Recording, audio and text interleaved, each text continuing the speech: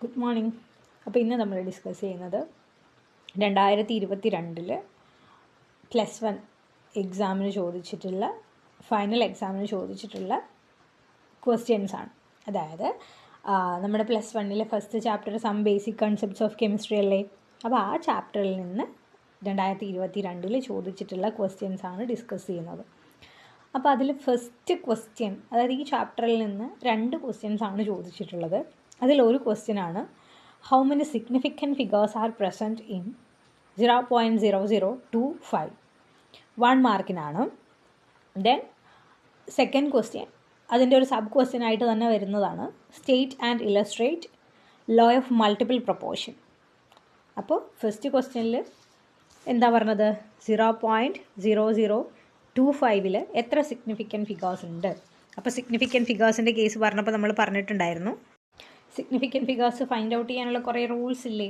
അതിലൊരു റൂളാണ് ഇത്, 0 preceding the first non zero digits R non significant. ഒന്നുമില്ല, ഇത്ര ഉള്ള ഏതാണ്, നമ്മളൊരു നമ്പർ നോക്കിയാൽ അതിൽ ഫസ്റ്റ് നോൺ സീറോ ഡിജിറ്റ് ഏതാ, അതായത് 0 അല്ലാത്ത ഡിജിറ്റ് ഏതാണ്, 2 അല്ലേ ഇവിടെ, ബാക്കിയെല്ലാം 0 ആണല്ലേ. 0.0025 ആണ്. അപ്പോൾ അവിടെ 0 അല്ലാത്ത ഫസ്റ്റ് ലെറ്റർ എന്ന് പറയുന്നത് 2 ആണ്. അപ്പോൾ ആ 2ന് മുമ്പിൽ വരുന്ന സീറോസ് ഒന്നും എന്തല്ല, സിഗ്നിഫിക്കൻ്റ് അല്ല. പിന്നെ നമ്മൾ ഏതേ നോക്കണ്ടു, 2ഉം 5ഉം. 0 അല്ലാത്തതൊക്കെ സിഗ്നിഫിക്കൻ്റ് ആണ്. അപ്പോൾ നമ്മൾ ഏതൊക്കെ നോക്കിയാൽ മതി, 2ഉം 5ഉം മാത്രം നോക്കിയാൽ മതി. ഇതിന് മുമ്പിലാണ് 0 വരുന്നതെങ്കിൽ അതൊന്നും നമ്മൾ മൈൻഡ് ചെയ്യേണ്ട ആവശ്യമില്ല. അപ്പോൾ the number of significant figures in this number is what, it is 2. അതായത് ഈ ഒരു 0.0025 2 സിഗ്നിഫിക്കൻറ്റ് ഫിഗേഴ്സാണ് ഉള്ളത്. അതാണ് ഫസ്റ്റ് ക്വസ്റ്റ്യൻ്റെ ആൻസർ. ഇത് എഴുതാൻ നമുക്ക് എന്ത് കിട്ടി, 1 മാർക്ക് കിട്ടി. ഓക്കെ, നെക്സ്റ്റ് ക്വസ്റ്റ്യൻ ഏതാ ചോദിച്ചത്, state and illustrate law of multiple proportion. Law of multiple proportion state ചെയ്യാനും ഇലസ്ട്രേറ്റ് ചെയ്യാന്ന് വെച്ചാൽ അത് നമ്മളൊരു എക്സാമ്പിൾ വെച്ചിട്ട് അതിനെ എക്സ്പ്ലെയിൻ ചെയ്യണം. അതിൻ്റെ 2 മാർക്കാണ് ചോദിച്ചിരിക്കുന്നത്. അപ്പോൾ അതെങ്ങനെയായിരിക്കും മാർക്ക് ഡിസ്ട്രിബ്യൂഷൻ വരിക, ലോയുടെ സ്റ്റേറ്റ്മെൻറ്റിന് 1 മാർക്ക്, സ്റ്റേറ്റ്മെൻറ്റ് എഴുതിയാൽ 1 മാർക്ക് കിട്ടും. അതേപോലെ എക്സാമ്പിൾ നമ്മൾ സജസ്റ്റ് ചെയ്തിട്ട് ടെക്സ്റ്റിൽ കൊടുത്തിട്ടുള്ള എക്സാമ്പിൾ തന്നെ എഴുതിയാൽ മതി. അപ്പോൾ ആ ടെക്സ്റ്റിലുള്ള എക്സാമ്പിളും വെച്ച് അതെന്താണെന്നും കൂടെ ജസ്റ്റ് ഒന്ന് എക്സ്പ്ലെയിൻ ചെയ്താൽ നമുക്ക് 1 മാർക്കും കൂടെ കിട്ടി. അപ്പോൾ എന്തായി, 2 മാർക്ക് കിട്ടും. അപ്പോൾ ഈ ഒരു പോർഷൻ എന്ന് പറയുന്നത് that means law of chemical combinations എന്ന് പറഞ്ഞിട്ട് നമ്മുടെ ഫസ്റ്റ് ചാപ്റ്ററിൽ കൊടുത്തിട്ടുള്ള ആ ഒരു പോർഷനില്ലേ, അത് ഭയങ്കര ഇമ്പോർട്ടൻ്റ് ആണ്. എപ്പോഴും അവിടുന്ന് ക്വസ്റ്റ്യൻസ് ചോദിക്കാറുണ്ട്. ഒന്നെങ്കിൽ എങ്ങനെ ചോദിക്കാം, സ്റ്റേറ്റ്മെൻറ്റ് തരും,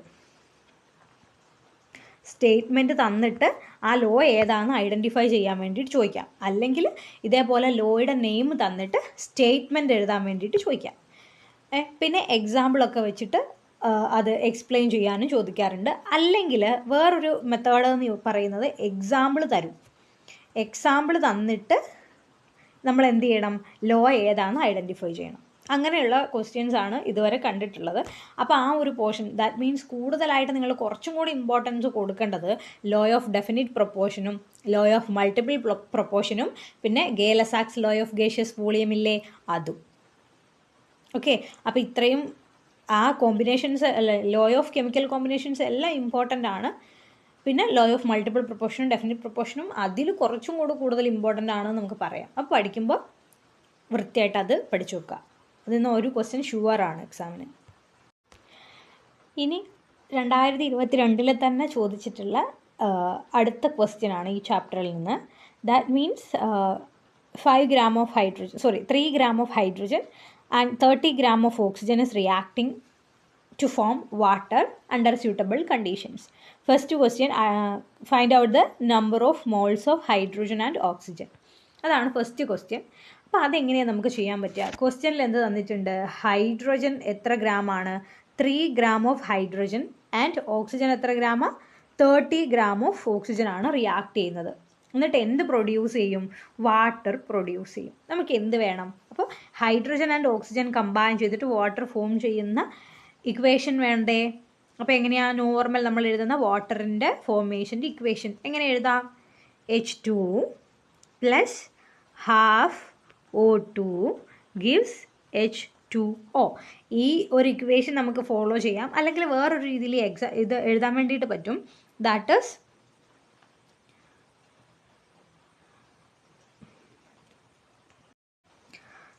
2H2 plus O2 gives 2H2O.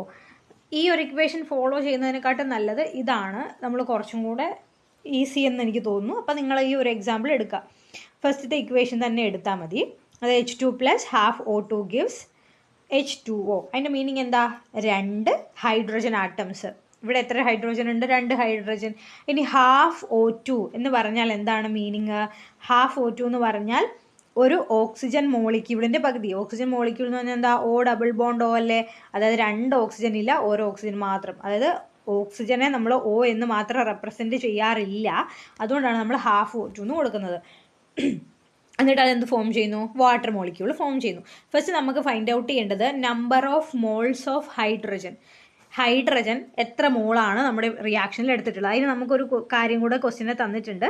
അതായത് 3 gram ഓഫ് ഹൈഡ്രജൻ ആണ് ഇവിടെ റിയാക്ട് ചെയ്യുന്നതെന്ന് പറഞ്ഞു അല്ലേ. അപ്പം നമ്പർ ഓഫ് മോൾസിനെ നമ്മൾ ഏത് ലെറ്റർ യൂസ് ചെയ്തിട്ടാണ് റെപ്രസെൻറ്റ് ചെയ്യാറ്? സ്മോൾ ലെറ്റർ N യൂസ് ചെയ്തിട്ട്. ഇവിടെ number of moles of hydrogen ആയതുകൊണ്ട് ഞാനിവിടെ ഹൈഡ്രജൻ എന്ന് എഴുതും. ഇങ്ങനെയൊന്നും എഴുതിയില്ലെങ്കിലും കുഴപ്പമില്ല. Number of moles of hydrogen എന്ന് ഡയറക്റ്റ് അങ്ങ് എഴുതിയാൽ മതി. അപ്പോൾ എന്താണ്? ഞാൻ NH2 എന്ന് എഴുതുവാണ്. That is number of moles of hydrogen. അപ്പോൾ എങ്ങനെയാണ് number of moles find out ചെയ്യുന്നത്? ഗ്രാമിലുള്ള മാസ് ബൈ മോളാർ മാസ് അല്ലേ ഇക്വേഷൻ? അല്ലെങ്കിൽ എങ്ങനെ എഴുതാം? Mass in grams by molar mass. ഇതാണ് number of moles find out ചെയ്യാനുള്ള ഇക്വേഷൻ. അപ്പോൾ അതങ്ങോട്ട് കൊടുത്തു, സബ്സ്റ്റിറ്റ്യൂട്ട് ചെയ്ത് കൊടുക്കുക. മാസ് ഇൻ ഗ്രാംസ് എന്ന് പറയുന്നത് ഏതാ? നമ്മുടെ ക്വസ്റ്റ്യന് തന്നിട്ടുണ്ട് 3 gram of hydrogen is taking. 3 gram ഹൈഡ്രജനാണ് ഇവിടെ റിയാക്ട് ചെയ്യുന്നത്. അപ്പം മാസ് ഇൻ ഗ്രാംസിൻ്റെ സൈഡിൽ എന്ത് കൊടുക്കുക? അല്ലെങ്കിൽ ആ ഒരു പൊസിഷനിൽ എന്ത് കൊടുക്കുക? 3 gram. ഓക്കെ, 3 grams അല്ലേ ഉള്ളത്. ഇനി മോളാർ മാസ് ഓഫ് ഹൈഡ്രജൻ എന്താ? ഹൈഡ്രജൻ്റെ മാസ്, ഹൈഡ്രജൻ മോളിക്യൂളിൻ്റെ മാസ് എന്ത് വരും? ഒരു ഹൈഡ്രജൻ ആണെങ്കിൽ H11 എന്നല്ലേ നമ്മൾ എഴുതുന്നത്.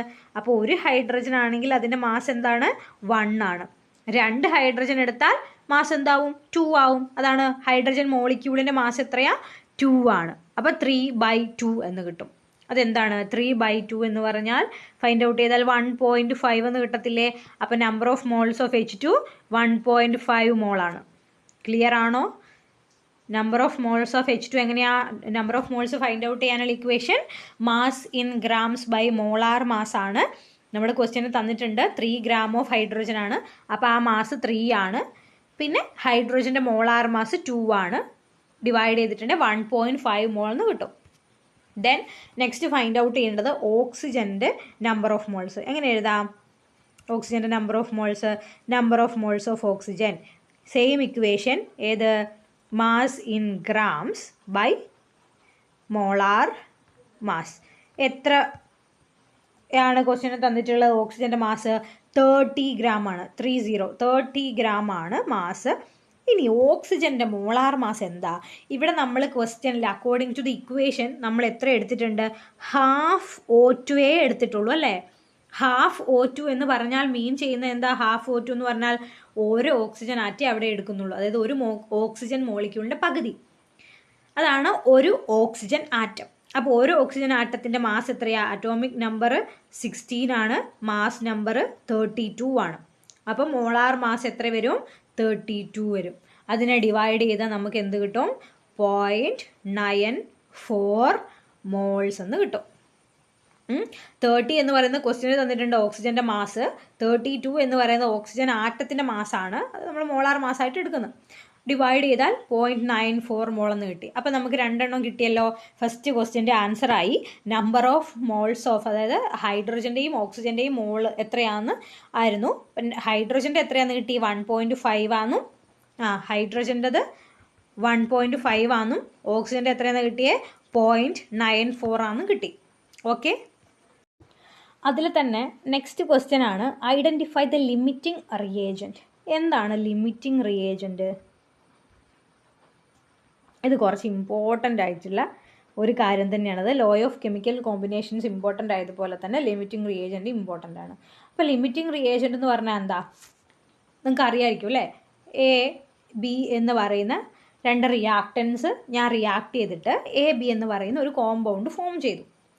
അപ്പോൾ ഈ ഏതെങ്കിലും ഒരു റിയാക്ഷൻ നടക്കുന്ന സമയത്ത് കംപ്ലീറ്റ് ആയിട്ട് റിയാക്ട് ചെയ്ത് പോകുന്ന റിയാക്റ്റൻ്റ് ആണ് ഏത് ലിമിറ്റിംഗ് റിയേജൻ്റ് എന്ന് പറഞ്ഞാൽ. അതായത് ഞാൻ എന്തെടുക്കുന്നു, ഈ ഒരു റിയാക്ഷൻ നടത്തുന്ന സമയത്ത് എയും ബിയും കൂടെ റിയാക്ട് ചെയ്യുന്നു. അപ്പോൾ ഇവിടെ അതിൻ്റെ മീനിങ് എന്താ, ഇവിടെ നോക്കുവാണെങ്കിൽ ഒരു മോൾ എ ഉണ്ടെങ്കിൽ അത് ഒരു മോൾ ബിയുമായിട്ട് റിയാക്ട് ചെയ്യും. അപ്പോൾ ഒരു മോൾ എ ബി ഫോം ചെയ്യും. ഇനി അല്ലെങ്കിൽ അക്കോർഡിംഗ് ടു ദിസ് ഇക്വേഷൻ എന്ത് വേണം, ഒരു മോൾ എക്ക് ഒരു മോൾ ബി തന്നെ വേണം.